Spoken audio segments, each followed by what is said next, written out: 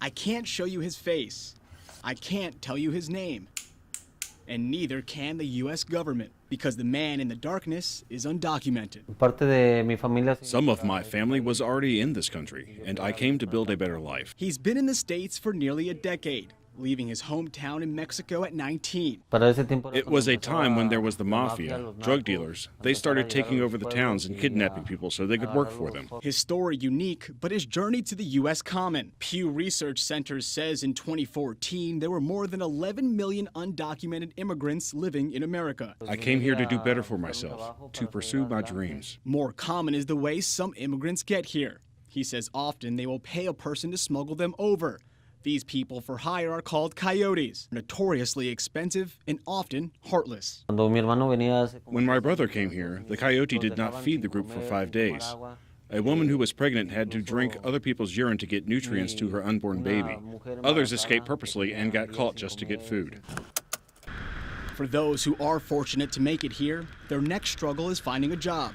Since I do not have papers, I have to work more hours and don't get paid for the overtime. According to the research center, unauthorized immigrants make up 5% of the U.S. labor force. In Arkansas, undocumented workers make up 3%. He has a job as a handyman, but getting to work is a battle all its own. When you see police, how do you feel?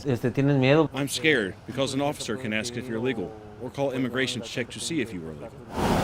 A check he's lived through. A few months ago, he was stopped when he went to pick up food for his co-workers. The officer screamed at me saying, "You Mexicans come here to steal our money, to do bad things." With the little English I know, I told him I am not doing that. I am a good person, and I'm here to succeed and to have a good life. Hundreds of thousands aren't so lucky. The U.S. Immigration and Customs Enforcement says this year alone, there has been more than 300,000 undocumented people deported. I don't do drugs, I don't bother anyone, and even with this, I feel I have a better life. A better life, he feels, is within reach, waiting on his citizen application to process. A process U.S. officials say happened to more than 500,000 immigrants last year. He says the light he's been fighting to see is close. Until then, he knows he must wait in the shadows. You live with fear, and you live wondering at any time if I could be sent back. But if this is your life, you're not alone. And he doesn't wait alone. I am a good person, I work hard, and I am glad I am in the United States.